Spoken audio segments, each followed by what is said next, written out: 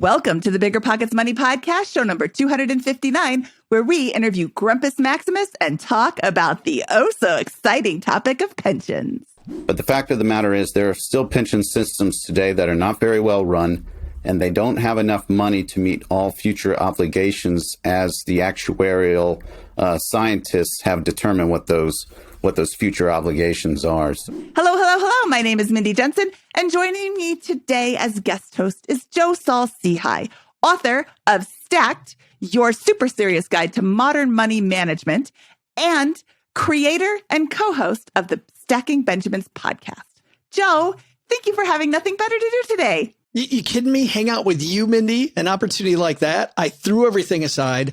I, of course, have lots to do, but you take Mindy Jensen plus pensions equals true love. I'm in. Joe, I have been wanting to get Grumpus Maximus on the show for a long time to talk about pensions because, as is very evident in the next 5 minutes or so, I don't really know anything about them, but I know that they exist. I know that people have to kind of navigate them as they're considering their financial independence and their retirement in general. And Grumpus Maximus is, I'm going to go with the leading authority on all things pensions. He certainly has written the book on it, right? Not even so to speak. He literally has written the book on it. But also, you know, even though pensions, Mindy, are this thing that some of us consider archaic stuff, the average person stays in a job for not that long anymore. I think the Labor Department said something like 4.5 years.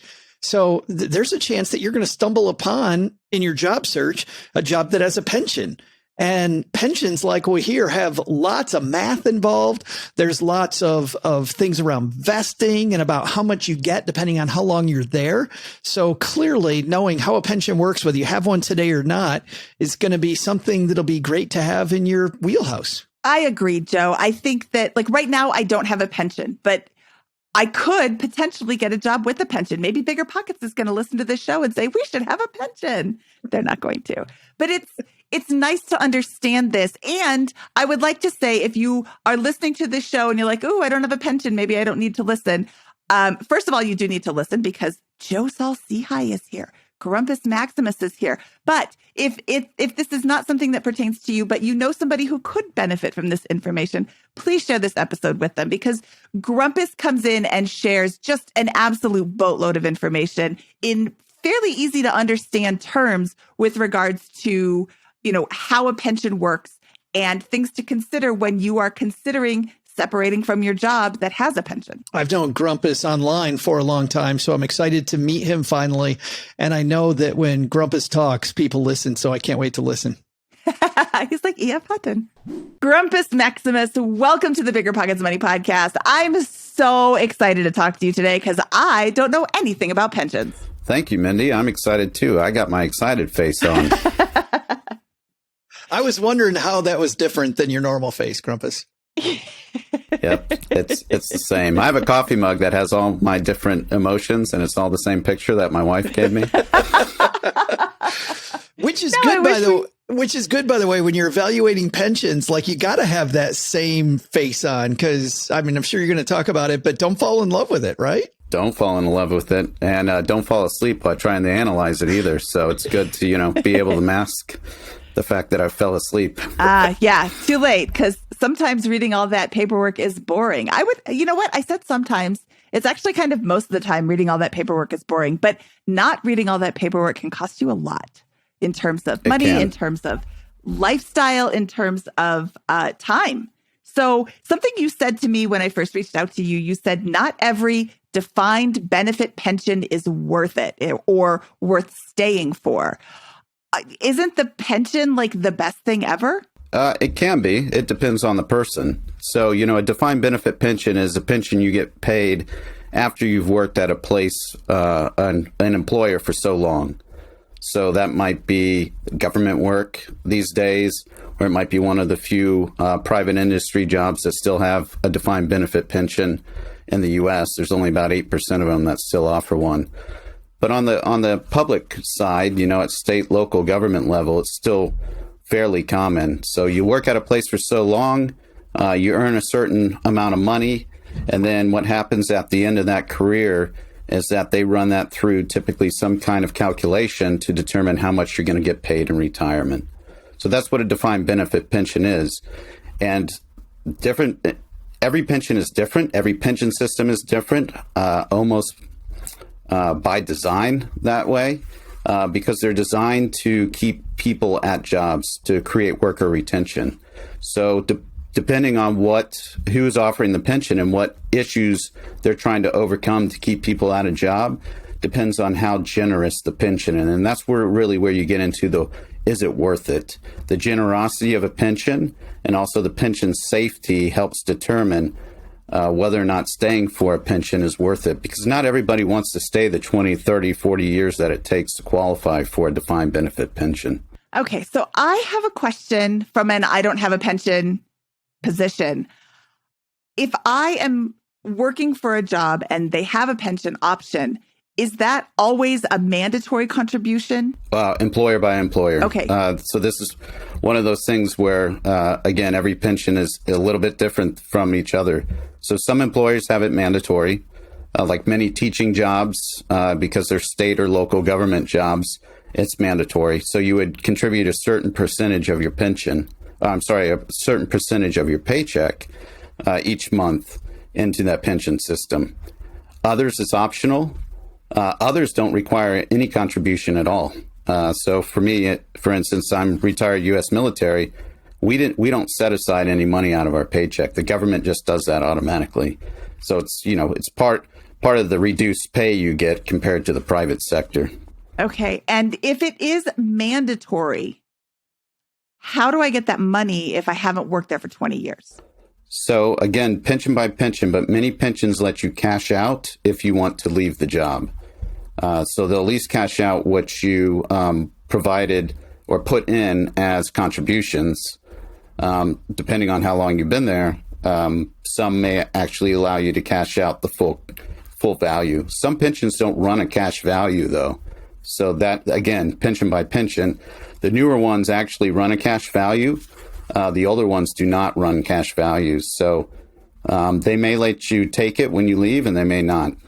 That's a question that I have, because, as you know, a big decision for a lot of people when they take their pension, if they will let them have it as a lump sum, is whether I take it as a lump sum or I take it in monthly payments that, last my guaranteed lifetime, and maybe sometimes the lifetime of people around me, a spouse or somebody. You mentioned the word safety, right? And obviously, whether I take that guaranteed lifetime income or not, I would imagine has a lot to do with safety. How do I determine whether my pension is safe, and why wouldn't my pension be safe? Is a pension, I'm assuming based on what you said about safety, my pension might not be guaranteed? Correct. In an ideal world, they are supposed to be super safe, but we don't live in an ideal world. Many pension systems are not well managed or well run, both on the government side and the private sector side. And there are plenty of horror stories, especially from the 1960s and 70s, of companies going bankrupt and their pension fund either being raided or going bankrupt as well, and therefore not being able to pay out. Now that has subsided because the U.S. government put certain rules and laws into action to counteract that. But the fact of the matter is there are still pension systems today that are not very well run, and they don't have enough money to meet all future obligations, as the actuarial scientists have determined what those future obligations are. So there are states like Illinois, it is awful, well known. Kentucky's another one, well known for their public state-run pensions are in awful fiscal shape. They have around 30% of the funds they need to meet all future obligations. So when you come to determine a pension safety, you have to look at how well it's funded. And that's the big thing. The Society of Actuarialists actually recommend you look at the trend. Okay. So is it on an upward trend of having more and more funds each year? Or is it on a downward trend, or has it, gone across and just kind of maintained its funding percentage over the years? Does this have to be public record? I mean, am I allowed to? I am allowed to get the information? Yes, correct. And if nothing else, most of that information is online these days, but if nothing else, if you are a member of a pension system, you should be getting an annual mailing about the health of your pension system. And from there, you can start to determine how well it's funded. Most of the state and local government run pension systems exist within a database that Boston College runs. It's called the Public Pension Database, the PPD. So if you're in a public pension system in the U.S., there's a good chance all that information is stored on that database. But if you're in a private pension system, then you're going to have to do some extra legwork and research that. Yeah. Okay, so what can I do as, let's say, a teacher in Illinois, where you just said that my pension isn't fully funded? And this is actually kind of a personal question because my sister is a teacher in Illinois. How does she protect herself? She has 20 years in. She could, but she's still working as well. Can she cash out before she ends work? Probably not, unless she wanted to leave. And again, I don't know, which exact Illinois pension system she is in. Each one has kind of different rules. But some do allow you to take a lump sum if you want to leave and go elsewhere. And that's really one of the only ways you can, get the money that you feel you are owed. Now, that's going to be highly reduced because it's going to be a present day value for, what would have been a pension in the future. So therefore, they're going to assume, hey, if you cash out, you're going to take that money, you're going to invest it and earn up, grow it to the amount you need to pay yourself in the future, the same level that you would get for working 10 years, 20 years, whatever it is when you decide to leave and or retire. That's the other thing. Many pension systems just allow you to take it as a lump sum when you retire.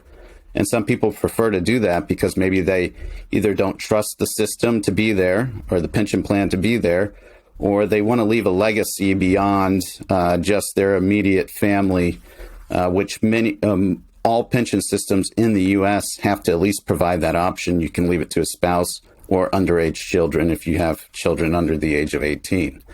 So the lump sum is the best way to get the money out if you don't believe the pension system is safe, the pension plan is safe.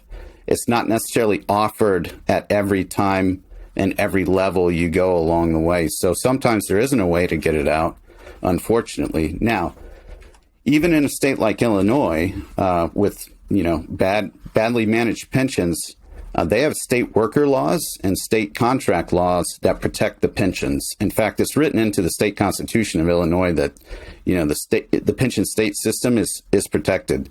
So really, in reality, the question then becomes, well, how much does your sister need to worry if ultimately the Illinois taxpayers are on the hook? Maybe that's more of a taxpayer issue and a political issue than it is a pension safety issue. But that's just one more complexity to add to this process you have to go to determine if staying for your pension at a job is worth it. It's interesting. I want to get a little nerdy on Mindy's question, which at the next level of that, I'm thinking, Grumpus, that if you don't think that your pension's safe, what I hear you basically saying is, who cares about the calculation? You probably want to take the lump sum just to make sure that you get something out of it, right? Like, forget about the monthly payments. Yeah. So, in my book, that's the very first step of analyzing your pension. I teach people is analyzing pension safety, because if you don't think your pension is safe, then either you're going to leave if you're caught in, this mid career crisis where you don't know if you want to stay or you want to leave. You leave because you don't believe the pension's going to be there. Or at the end of your career, if you don't believe the pension plan is going to last, then you take that lump sum if it's on offer. I think now that's not a that's not a requirement. Yeah, I think we just made the math easy for some people. Like, okay, if I get a lump sum, I will take it. But for the other people, when you're calculating, because you talked about if you take the lump sum, you're going to get a present value number of what those payments would equal over what actuarially I'm sure is your lifetime. But I'm thinking there's got to be some multiplier on that, right? There's got to be some assumption of what that money they think is that money would earn if it were invested. Correct. Versus today. Is that a set number for everybody, or is that just a number that varies from pension to pension that I'll have to ask about? So again, it varies. There are federal rules about how high of an assumed return you can use, but they are very generous towards the employer offering the lump sum, meaning, it makes the lump sum smaller and smaller. I was going to say that for everybody listening, what that means by generous, what Grumpus I think means is they can't say 15% you were going to get on your money, so they offer you only $4 instead of $400,000. Right, yeah, right. Yeah. But, they get to use, from my research and my understanding, they get to use a very generous rate of return when assuming those lump sum values. And I don't know, if you follow the reports, there's annual reports that come out on how well just like the individual investor does over time. And, they're nowhere near those assumptions. Yeah. Of course they're not. Okay. So let's say I'm listening to this episode because I'm excited because I know I have a pension. This is going to be the best thing ever. And I just heard you tell me that maybe this isn't going to be so great. And I don't have a public job. I have, one of those private employers, one of those 8% that still offers a pension. And I never read any of the stuff that they sent me in the mail because I have a pension and everything's great because that's what they sold me. Where do I go to find out about this information? Is this like an HR question? Is this, I guess I would have to go to HR and ask them, bobspension.com, what's the name of the pension company and then go research that? Is that like, do you just type it in Google? And by the way, before you answer that, Grumpus, if the name of your pension company is bobspension.com, you probably want out. Yeah. That might be an indicator. I will put that in the next version of my book as an indicator to look for poorly run pension systems. V2, right.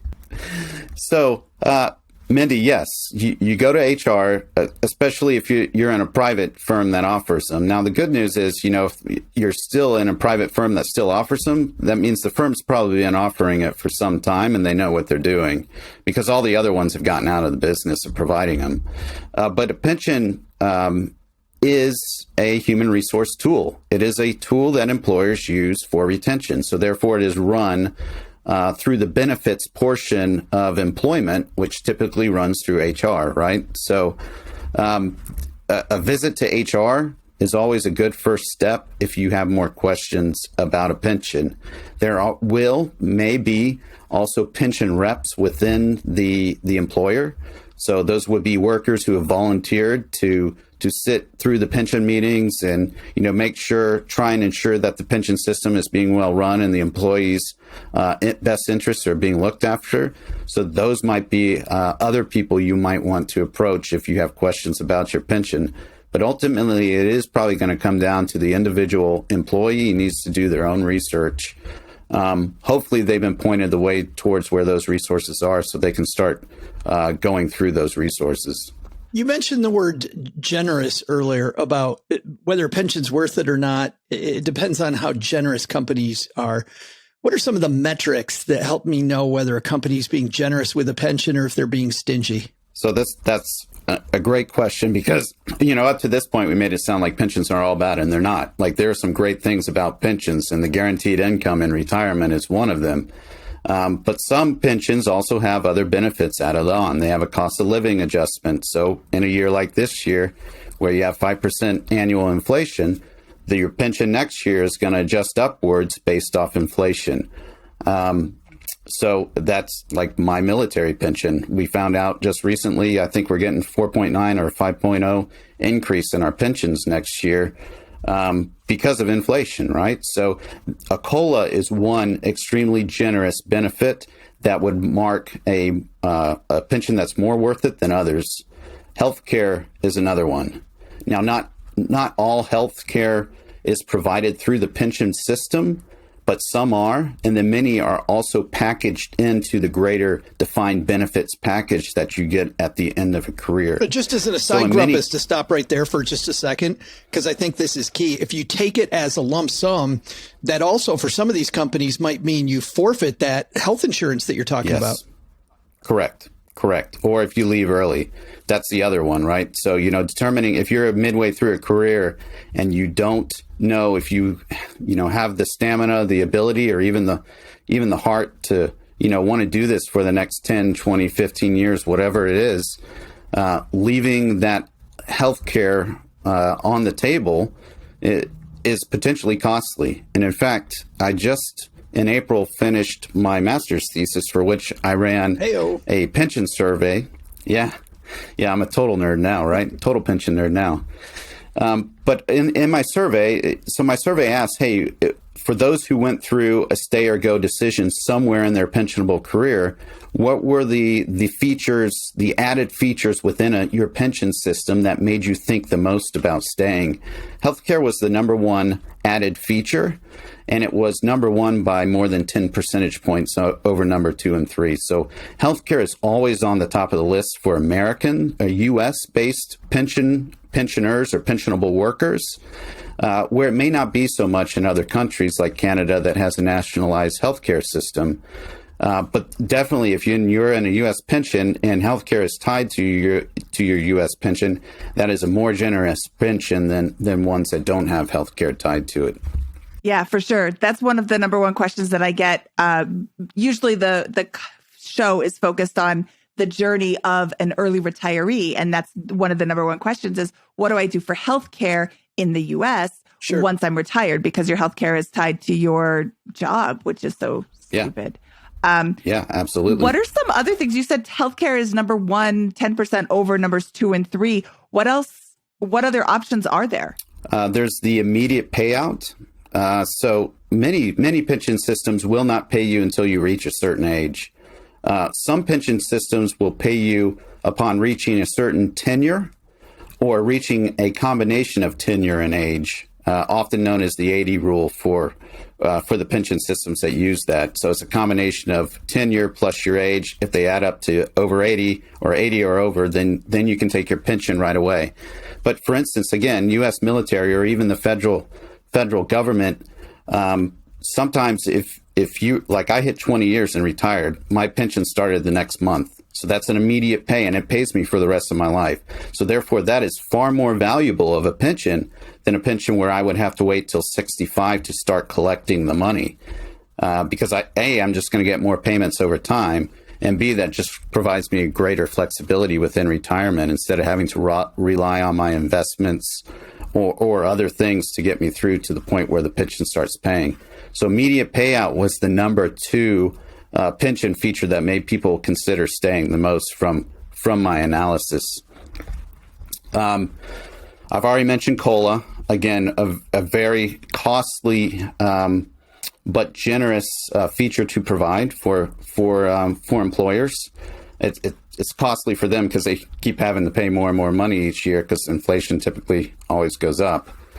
Let me think of some other ones. I'm trying to remember number 3. I'm blanking now. This is great. The pension expert. So a generous multiplier would be another one. So I mentioned the formula earlier. So typically it's, the number of years you worked multiplied by a calculation of your final salary. That final salary may have been your last 3 years averaged, your last 5 years averaged, your last 10 years averaged. And then all of that is then again multiplied by what they call a multiplier, which is a percentage. So in my case, the multiplier was 2.5. So for every year, you got 2.5%. And then when you retire, all that's calculated out, and your pension, what you get paid, is that value. So, for instance, I did 20 years. You multiply that by 2.5, you get 50%, right? So I got 50% of my final 3 years of salary averaged together. And obviously, for most people, the last 3 years way better than 5 or 7 or whatever it might be. Correct. Yeah. So that's called backloading, right? So when the pension is tied to final salary, again, another way to incentivize people to stay in a job longer is, the promise of more money in retirement by having a higher salary when you retire. Well, not all multipliers are as high as 2.5. Some are, much lower. So therefore, you have to work much longer in order to earn a decent percentage for payment in retirement. I'm wondering if most of those more backloaded pensions also have a healthier vesting schedule, meaning they make it harder to get money in the early years, because I think the more they backload it, the harder it would be for the people managing the pension fund money to make enough to make sure that it continues well. True. So I think on the public side, most pensions have to vest within 5 years. You can either partial vest up to 10, I think, as well. But after after vesting, that means you're going to get some money in retirement. You won't necessarily get a lot, because if you only worked 5 years, you vested, and then you quit and went to another job. You shouldn't expect a large pay out of that, and B, inflation's going to be working against you until you actually reach the age where you can take that pension, right? So, backloading works in multiple ways in order to entice people to stay longer and longer and longer at the pension. It's not only the salary issue; it's how close you get to the payout year when you can actually start drawing your pension. But on a private side, can that be whatever the hell they want it to be? Yeah, it can be. There's as long as they meet the very few federal requirements, again, like offering survivorship. Yeah. There isn't much governing how little or how much, like, those percentage multipliers can be. Okay, you just said survivorship, and that leads to my next question. Before, you said this pays me for the rest of my life. So what happens when you pass but your spouse is still living, or you pass and you still have living children? Is that what you mean by survivorship? And do they continue? And is there a point where, let's say you pass, God forbid, very soon, and your spouse lives to be 150 years old? Is there a point where the money runs out or the payout runs out? Yes, there could be. So again, every pension system's a little bit different. But a lot of the, especially state or local public pension funds, have like this slew of options for payouts, right? Anywhere from, total lump sum and cashing it all out, to partial lump sum and then continuing for 20 years, on up and up. And then when you start throwing survivorship on top of it, they also offer different options. But kind of generically, if, for instance, like in the U.S. federal system, you elect survivorship, and then that survivorship takes over. You elect it at a certain percentage.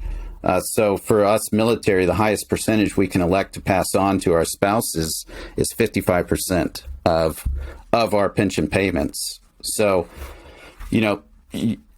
the thing is, when you elect survivorship, that means you are electing a smaller amount while you are still alive, because there's skimming some off the top as an insurance payment, right? Because essentially what you're signing up for is insurance to be able to transfer that value over to your spouse or your underage children. Which brings up a good question, which is, let's say that you lose 10% of your pension to have survivorship. I'm just making these numbers up, Grumpus, so just stick with me, even if they. Nope. But let's say we give up 10% of my full payout so that my spouse can also have some coverage. But then she dies first. I know on some pensions it pops up, but let's say that it doesn't, meaning that I can go back to my full amount. But on the vast majority, they don't. If instead of giving that up for the insurance, does it make sense to actually look at my own insurance policy, where maybe I have that for X amount of time, and then let's say I get to the age that I got enough money and I don't even need it anymore. I just dump the insurance. And of course, because we're talking long term, this has to be a permanent policy. I can't imagine trying to do this with a term policy. So if we do this with a permanent policy, I take it out, I take whatever cash value there is, and we just live on the whole thing. Yeah. So that is always the option, is that you could go for survivorship specifically, you could go and seek a private insurance policy to cover the difference. Now, it gets a little bit complicated if your pension has a COLA and that COLA is transferred in the survivorship. So therefore, it's inflation protected, because not a lot of life insurance policies are inflation protected, and you're going to pay more for an inflation protected life insurance policy. And I just thought I also just thought of the health insurance, by the way, as well. Yeah, true, right. So there's the other thing. Now, healthcare, if it's provided to the family and the pensioner dies, often the family is allowed to continue for a certain length of time in the healthcare. And for the spouse, that may be for the rest of their life, as long as they continue to pay whatever insurance premiums are required. But that's not written in law anywhere. So, yeah. Again, that could be pension system to pension system. That's something you need to ask and research. But going back to kind of the larger question, could I just take a lump sum and buy an insurance annuity instead of, relying on the pension annuity? Certainly you could. There isn't a lot of research on it, but there has been some. And I can't remember which branch of the federal government tried to figure it out about 10 years ago. And it turned out that the insurance annuity was like 1.5 times more costly than what it was to just stick within your pension system. Yeah. If you wanted to take the pension annuity. Oh, yeah, I wasn't even talking about taking the whole thing as a lump sum. I was just talking about taking that difference between the survivorship number. Let's say it's $1,000 and it's $900 if I take the survivorship.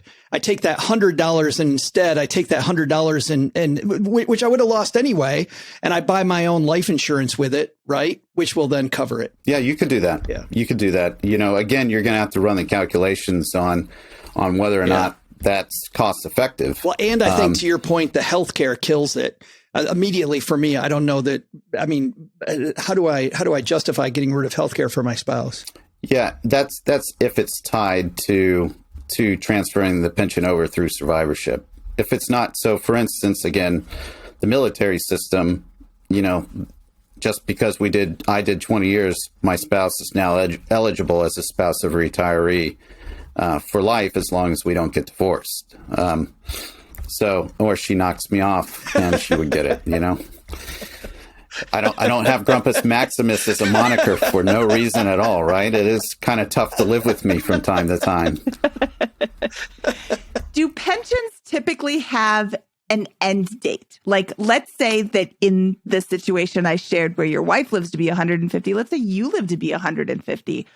You said they pay you for the rest of your life. Are they just assuming that the end of your life is 80, whatever the average is, or will they continue on and on and on? Generically speaking, they're going to continue on and on and on. So that is not true of every pension system.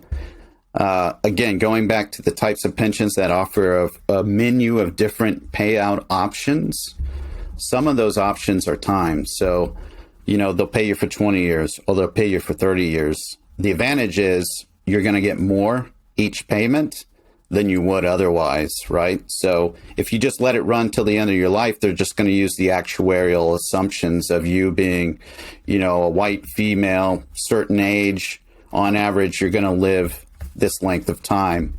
And then, obviously some people are going to live longer, some people are going to live shorter.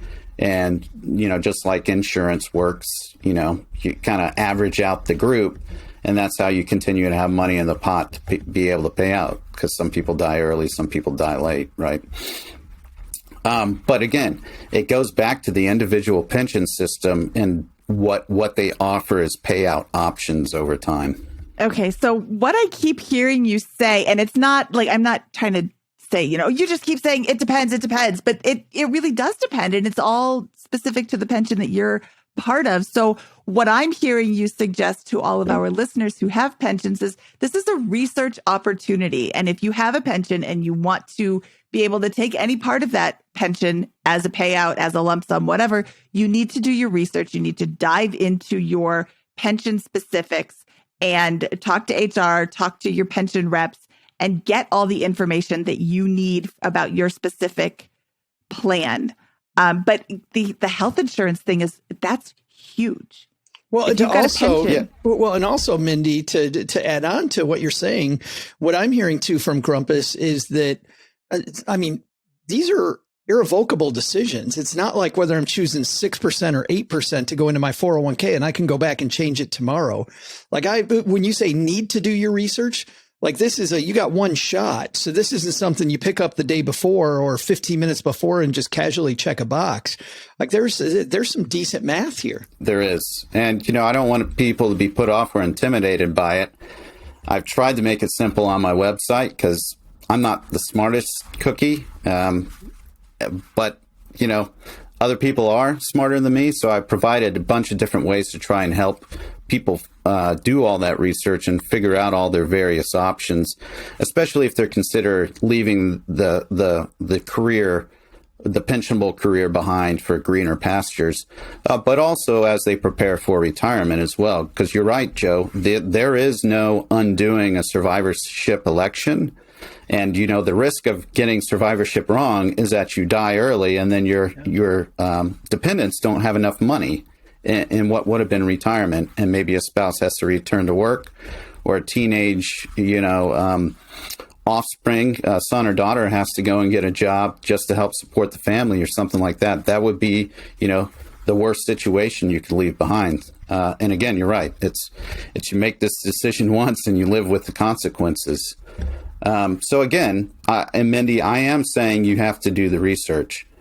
Some pension systems are a lot easier to research than others. Like the federal government, the FIRS system is fairly well known. I mean, there are a lot of people in that system, and you don't have to worry about pension safety with FIRS unless you really think the U.S. federal government is just going to stop paying people at some point in the future. If that happens, I think the world is going to have larger economic problems than your pension getting paid or not. But for the other person, for the non federal employee in the U.S. who earns a pension, there is going to be some research involved and some educational guesswork as to what you think the future entails. Which could be anything from the inflation rates, when you retire, what age you think you're going to die, or how likely it is that your pension system will pay out the amount that's promised. Now, Mindy, I want to circle back. So healthcare is huge for people who are trying to FI-ers. So people who are trying to reach financial independence and retire early, healthcare is huge in the U.S.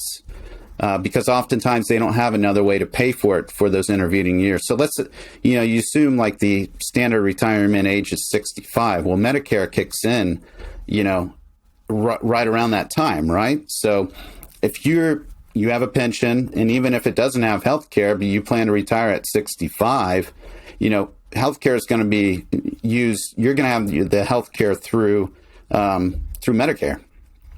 But if you're retiring at 55 or 45, and the health care doesn't kick in until the pension payments start at 60, 62, or 65, healthcare is huge, because your other option is you go and fund it yourself. Probably, this is a conundrum I see a lot of FIRS. So again, back to the U.S. federal government pension system. There are very few loopholes to earn your medical insurance early. So it is very much tied up into reaching a certain age and a certain amount of time that you worked for the U.S. federal government. And so if you try and retire at 45 or 55 and FIRS healthcare doesn't kick in until much later down the line, then trying to figure out what your other options are huge. And I'm sure you've talked about it on your podcast before, just trying to plan for healthcare and retirement. If you don't know what the costs are going to be from year to year, it is extremely hard. Yeah, you don't even know what the costs are going to be from year to year now. How can you possibly plan for potential inflation? Like there's not going to be a bunch of inflation coming our way. Right. All the money that right. we've been writing. Potential inflation and potential increases. I'd really love to see the healthcare system overhauled, but I've wanted to see the healthcare system overhauled since 1986, when that HMO made it so hard to go and see the doctor. And, it hasn't gotten any better. I can't imagine trying to plan for that right now. I just keep working because then I get and so having pension subsidized healthcare helps you know what the costs are going to be, or helps you kind of plan for a range of costs well into the future. Because depending on, again, how generous the pension system is, they may be covering a large amount of those costs as far as deductibles and stuff like that go too. So, not to brag, not to make people jealous, but again, the U.S. military you get access to TRICARE for the rest of your life. Well, the premiums I pay right now as a retiree for a family of 4 are a small percentage of what most people who are using the open market for health insurance pay for a family of 4. It's a little bit more than what I paid for when I was active duty, but not much. I mean, it's very, very easy to plan for those costs. If somebody's hung out with us this far, Grumpus, and not asleep. No. They're not drooling on their keyboard at this point. Actually, maybe it's that I'm a nerd about this stuff, but I've loved every minute of this. But if they followed us so far and they don't have a pension, right?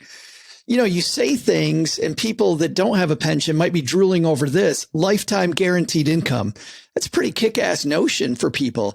Is it worth it for somebody without a pension to go chase this idea themselves to figure out a way to get it on their own? Another great question, Joe. And I have academic research that can back up this question. So it turns out that a large percentage of people who work in pensionable jobs were attracted by the long-term guarantees of both employment and retirement income. I can imagine, yeah. Academic researchers have termed a coin for those people. They're called stayers, because they're gonna find that long-term employment and they're gonna stay. And the idea of lifetime income on the backside in the form of a pension is just yet another reason that would make them stay. Now, that's not everybody who works in a pensionable job, but it is a large percentage. So what that tells you is there's a certain type of worker or employee out there that is attracted to this type of incentive. And therefore, they would seek out those jobs because it's going to help them. The job itself probably is going to help them achieve some standard of living that they want to live. Typically, that's middle class. And therefore, the standard in retirement is going to stay fairly consistent as well. Now, that doesn't necessarily match the bulk of the American workforce today. And there are the trade-offs for taking a job that has a pension. You almost guaranteed are electing a job that is going to pay you less in your employment years in order to get that incentive, that pension on the backside in your retirement years. So, you have to be willing to make that trade-off as an employee, and not everybody is willing. And then a lot of people just aren't willing to let other people manage their financial future. So it kind of goes back to what your personality is. But certainly there are people who will be salivating over the idea of a pension and all the safety and security that provides in retirement. Boy, and it seems like those people you're talking about, those stayers, Grumpus, are the more conservative investors, right? They kind of, I would imagine, have a conservative lifestyle. I feel better if I can have the same job. It gives me lifetime income, gives me all these things, which leads me to ask that thing, because whenever we talk about lifetime guaranteed income and we say pension, people go, oh, that's great. But then you say the other word, the nasty A word, you say annuity, people are like, nope, forget it. Not going to do it. Is there such a thing as a good annuity? Is there such a thing? Well, I think within the modern day pension plans, they have started providing more flexibility for people like that, right? So there are these hybrid pensions that allow you kind of to direct, you have to contribute, but then you can direct your contributions to how they're invested, kind of more 401k style, right? Oh, wow. Okay. Now that isn't widespread. Yeah.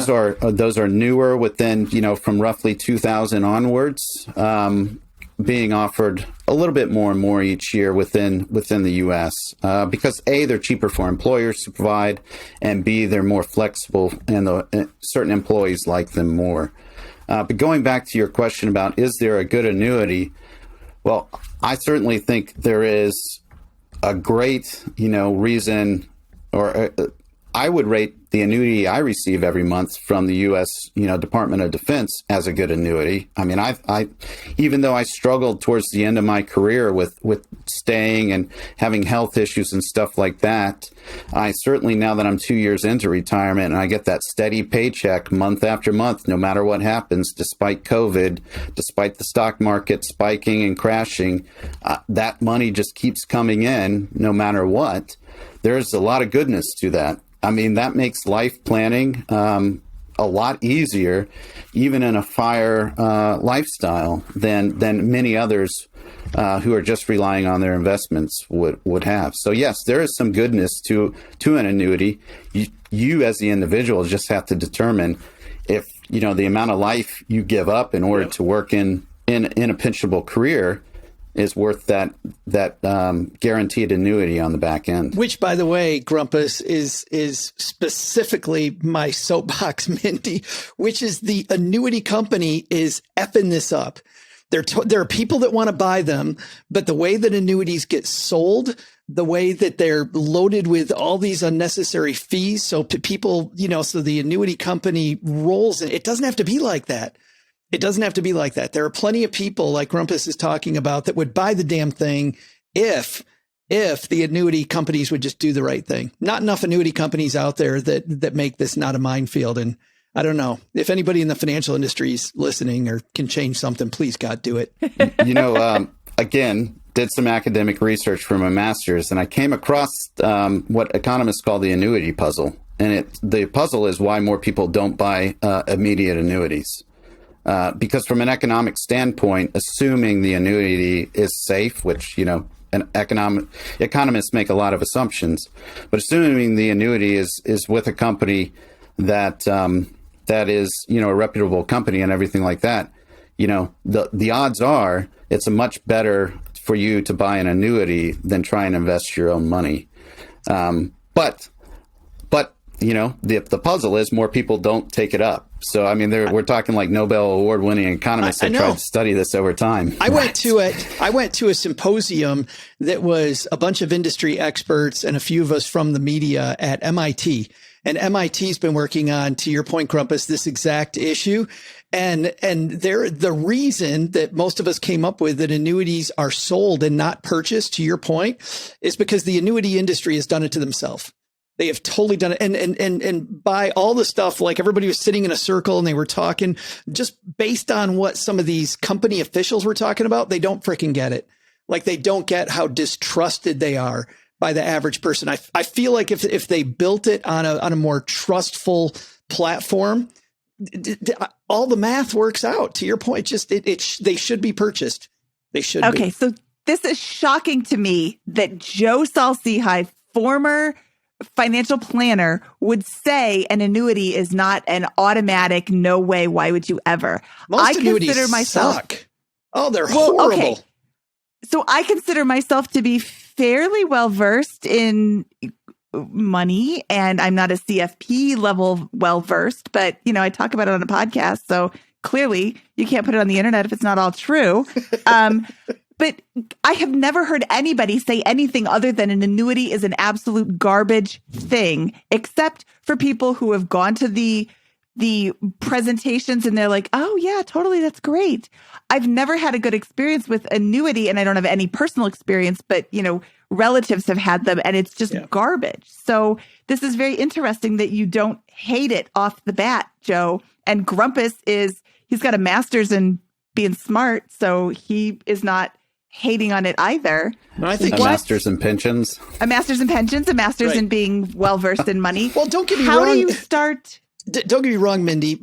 Annuities are beatable, but I love what Grumpus is saying, which is for a really conservative investor, somebody will give up that upside potential, right? The more conservative people among us will give up that upside potential with being able to sleep at night. There are those people out there, so it's not ever going to be for everybody, and there's a few companies that are doing it, that are doing a good job, but they're so hard for the average person to find that it's easier to just say, forget it, I'm not going there.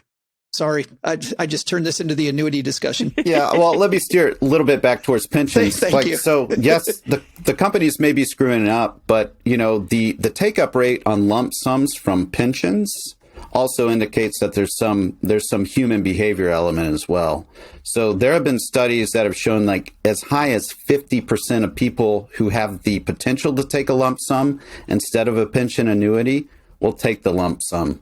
And the number one reason for that is trust. And the second reason for that is because they want to control their own money. Yeah. So there is some human behavior to this. And again, so a pension is not for everybody. And those people may not realize it till later in life that, hey, I do better with managing my own money. So, even though I'm in this pensionable job, I only got 10 more years, I'm going to stay. But at the end, I'm going to take that lump sum and I'm going to do what I want with that money. Or maybe they're married to somebody with a pension, so their spouse is going to take the annuity and they're going to take the lump sum. Yeah, a lot of planning. Yeah. Well, I can understand why somebody wouldn't want to continue with the minimum payments and go with the lump sum. Like you said, the trust issue. I keep reading all these stories about, the California Teachers Union invested in this and lost money, or, the Illinois, let's just kick Illinois while they're down. The Illinois Teachers Union invested in this and lost a ton of money.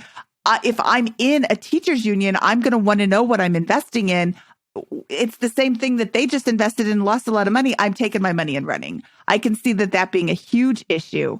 I wonder what percentage of people who are taking the lump sum because of lack of trust are in these pensions that are being talked about in the news about how they don't have any funding for, they can't meet their future obligations for, past 3 years or whatever it was you said earlier, versus like a regular company.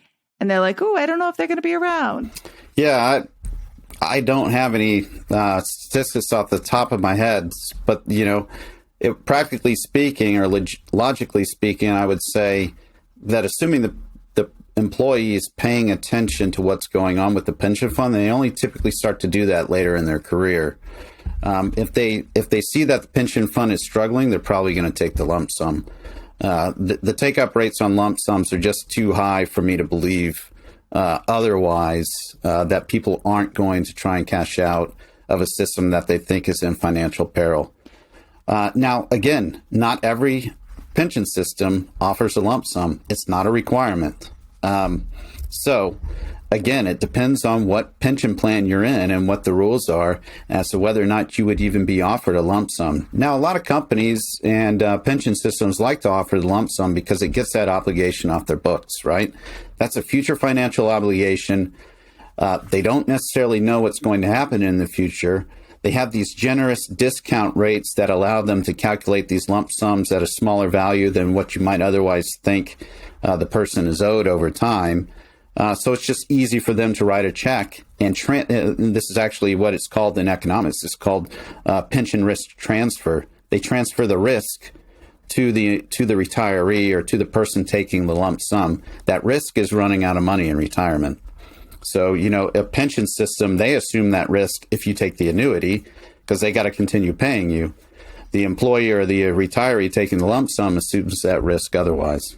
Is there any correlation between pensions that offer the lump sum and employers that have mandatory pension contributions? None that I've seen. There might be, but yeah, none that I see.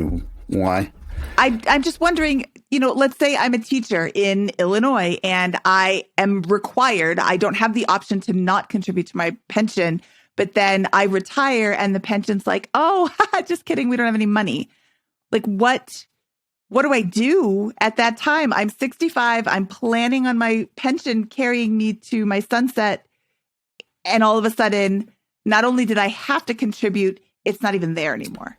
Yeah. So again, if you're in a public system, that's going to come down to what, state and contract law or contract laws in your state. So again, if you're in Illinois, where the state constitution says the taxpayers are going to come up with the money somehow, maybe you're not so poor off.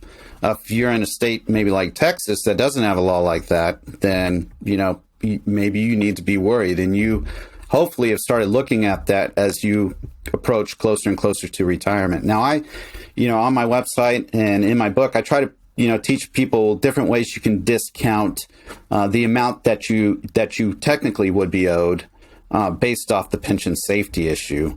A really simple way is you look at the funding percentage of your pension. If it's 40% funded against future obligations, and you can go onto your pension calculator, hopefully it's on a website somewhere, and you punch in, hey, I'm going to work this long. By the time I'm retired, I'll be earning this much salary. So here's, my estimated pension. And then you just discount it by 60%. So that's one rough way of trying to reduce the reliance upon your pension within your retirement plan. Because you definitely, if you are in a pensionable job and, you're not going to quit, you're not going to go and work elsewhere, you're going to stay, and that pension's in potential safety trouble, then you need to make other plans.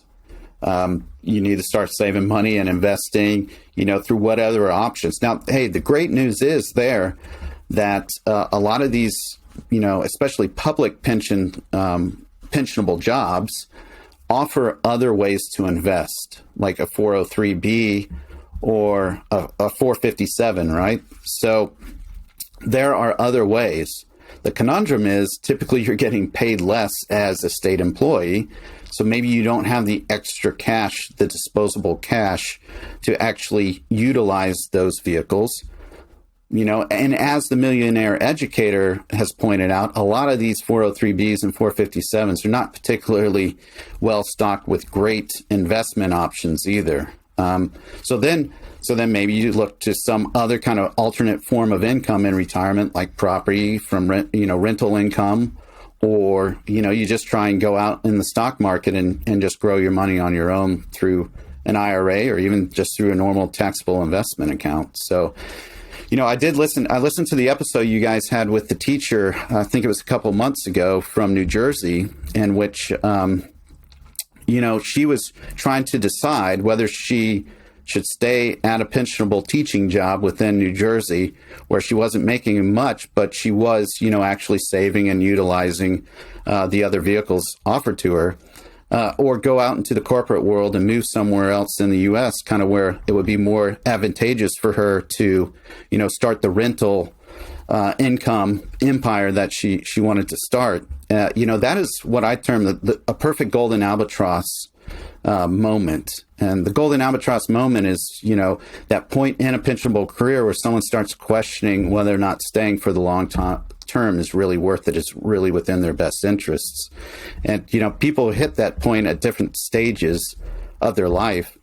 When I ran my pension survey for my master's thesis, 50% of the people never even questioned whether or not staying was worth it, but the other 50% did, right? So, at some point in their career, they came to this point where, they just started questioning whether or not staying for it in the long term was worth it economically compared to the other things that they had going on in their life. I think sadly, to your point, Grumpus, what we discount is that we got one shot, right? I mean, unless reincarnation is a thing, then maybe we do have multiple shots. But if not, I'm totally coming back as a fly if that happens. You're not going to live long then, though. That's the problem. Yeah. I'll reincarnate again. One quick question. There's when pensions have gone under in the past, General Motors and other ones, the Pension Benefit Guarantee Corporation, PBGC, steps in. Yes. Are all pensions required to have that coverage? Private pensions. So the PBGC, so that's a public a Pension Benefit Guarantee Corporation. If it sounds like an insurance to you, it is. It's just a U.S. federal government-run insurance. So private pension systems, so, companies as opposed to state, local, federal pension systems, they don't have to, but most do pay into the PBGC. Within the PBGC, there are two different insurance schemes. There's ones for the single employers, so GM, GE, companies that, only they're not, a rough way to equate this is they're not paying unionized members. Wow. So if you work for a company, that company is going to be paying you your pension. And then there's the multiple employer pension system as well. So that is, let's say you're an auto worker and you bounced around from, Ford to Chevrolet to different companies. Well, they're all paying into the same pension system for the United Auto Workers Union or something like that, right? Yeah. The bad news is the single employer payment system is pretty well funded. The multi-employer payment system is awfully funded. In fact, they're going to run out of money in less than 10 years. So that means even if they step in and your union pension goes bankrupt and they step in, you are still going to get a major haircut on your pension. Wow. Whereas if you worked for a single employer company and your pension is through them, the likelihood is that all the money is going to be there. Now, the federal government will only guarantee up to a certain amount. So if you're, an executive or you're, top management at that company, you probably won't get your entire pension, but you will at least get a high proportion of it.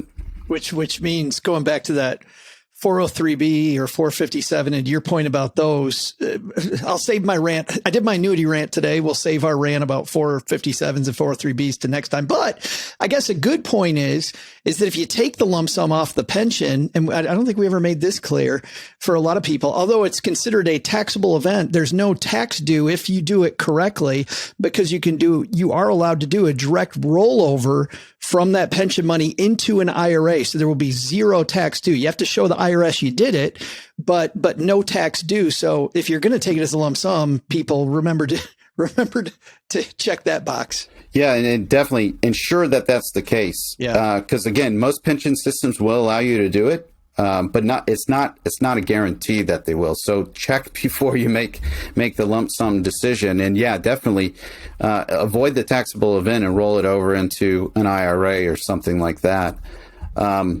It's interesting, even some international pensions offer that option too for U.S. citizens. So again, check your pension system and find out what their rules are. Another great thing we didn't talk about for the lump sum, and I don't want to make this a lump sum episode, but like if you're a teacher and you want to move states, those pension systems don't talk to each other, right? So what happens is, you have a decision. You either leave that money that you invested in the old pension system and your previous state behind, and then whenever you reach pension age, it will just pay you out a small pension. You could potentially take out the lump sum depending on the rules, and then when you get to your new state, you can take that lump sum potentially and put it back into the pension system, or you can use it to buy back years in your new pension system. So meaning, like, I've only worked 10 years, but I buy 10 years, then the pension system treats me like I've actually worked for 20, and therefore my pension is going to reflect an increased amount when I retire. Yeah. So the lump sum often is the only way for state workers that want to go from one state to another to transfer any kind of remote value from the previous pension system. So yet another calculation they have to make on whether or not that's worth doing. So fascinating, though. It is. So in that specific situation, I would advise, find an accountant that knows what the hell they're doing between those two states and their pension and tax laws. Mindy, I wish he'd written a book about this. Do you think maybe we could ask him if he's written a book about this? Grumpus, you should write a book about this. Well, that's what Choose FI thought too. And so they actually took pity on me and published the book that I wrote. So wait a minute, you've written a book about this? I have actually not only a master's thesis, but a book as well. What a great segue, Joe. Totally smooth. So Grumpus, what is the name of your book and where can people find it? So the name of the book is The Golden Albatross, How to Determine If Your Pension is Worth It. And you can find it at local bookstores and online bookstores in your great place where you live. So it's available on Amazon, or you can go to the Choose FI website or my website, grumpusmaximus.com, and find links there. So yeah, Choose FI would be happy if you bought that book. Well, I hope you would be happy if you bought that book too. Yeah, we love Choose FI. We're great friends with Jonathan and Brad. I almost called him Joe because I'm looking at Joe. Yeah. Wrong brand, different brand. Okay, Grumpus Maximus, where can people find out more about you? So as I mentioned, I got a website, grumpusmaximus.com. That's where I blog. Everything on there is for free. I don't even do advertising. So that would be my first stop if you have more pension questions. I also run a Facebook group for pensioners or pensionable employees. So if you're in a job with a pension or you have a spouse, we allow spouses in because often it's the spouse that does the money in the family. and the worker, just concentrates on working. So you can go to the Facebook group. It's called Golden Albatross, Golden Handcuffs. Or you can find me on Twitter at Maximus Grumpus, or Instagram on Grumpus Maximus 2. That's TOO. Okay, we will link to all of these in our show notes, which can be found at biggerpockets.com/moneyshow259. Grumpus, thank you so much for your time today. Pensions are kind of a bowl of spaghetti, but I think that, just like a bowl of spaghetti, you can pick one strand out and figure it out. You don't have to worry about all the other ones. Just get the one you want. Just get the one that pertains to you. And I'm really excited for people who have a pension. We haven't talked about pensions. I don't know that much. Everybody listening is like, yeah, no kidding. But I'm glad that you were able to come and share some advice with us and shed a little bit of light on this very confusing topic. I really appreciate you. Yeah, you're welcome. And thank you for having me. This has been a great opportunity. I finally got to meet both of you, at least virtually. So it's been a fun time. And hopefully the listeners out there are still awake. If nothing else, maybe your sister can listen to this episode and learn a little something. I hope so. Okay, Grumpus, we'll talk to you soon. Okay, that was Grumpus Maximus from grumpusmaximus.com, author of Golden Albatross. And Joe, I really got a lot out of that episode, clearly, because obviously I didn't know anything before we started talking to Grumpus. What did you think of the show? I thought it was fantastic. I thought it was comprehensive.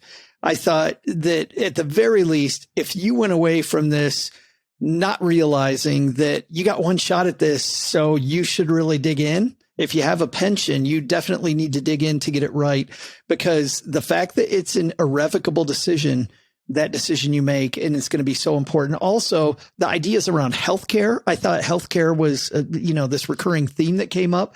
Vesting, how long does it take to vest?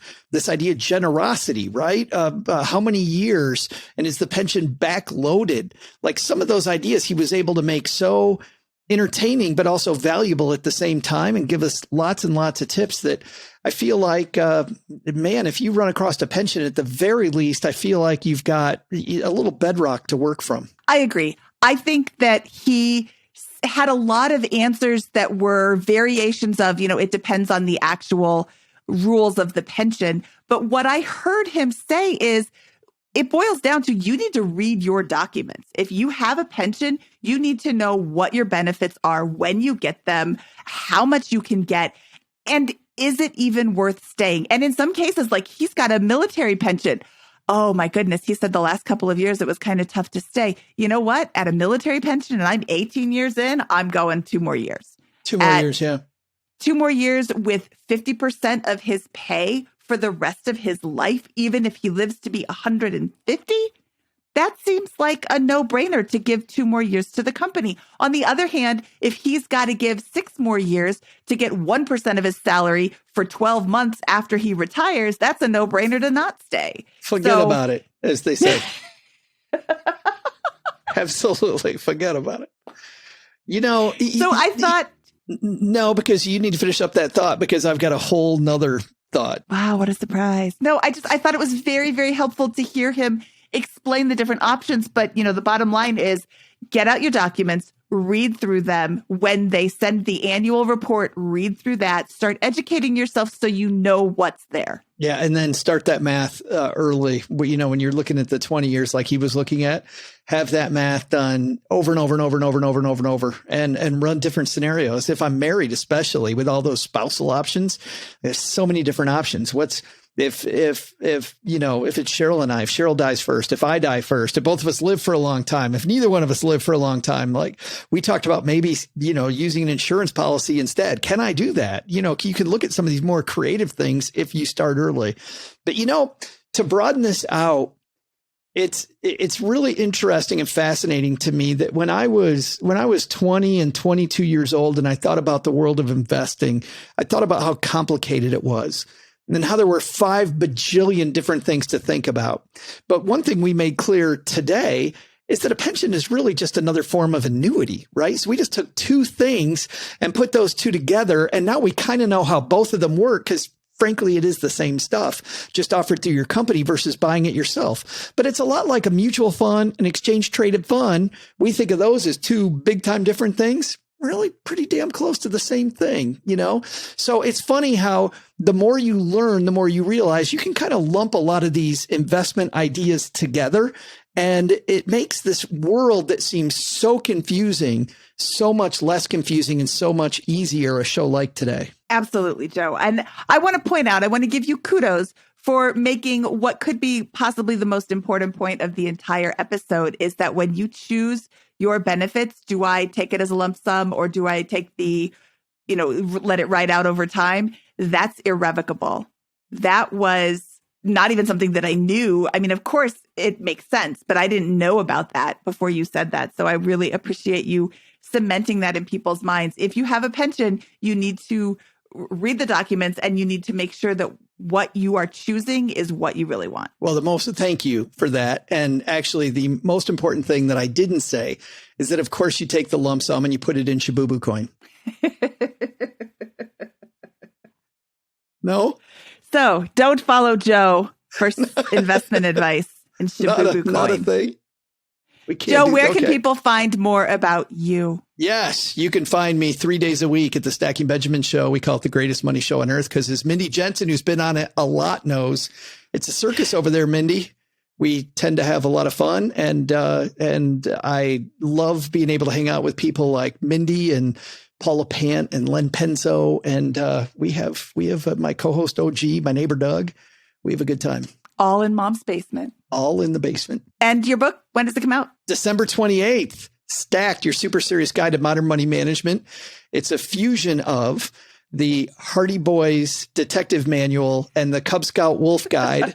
Those are fused together in a financial book for adults. So that's going to be a lot of fun. I have a sneak peek, and let me tell you, I had an enormous amount of fun reading it. Thank you. Okay, Joe, should we bounce? Well, already?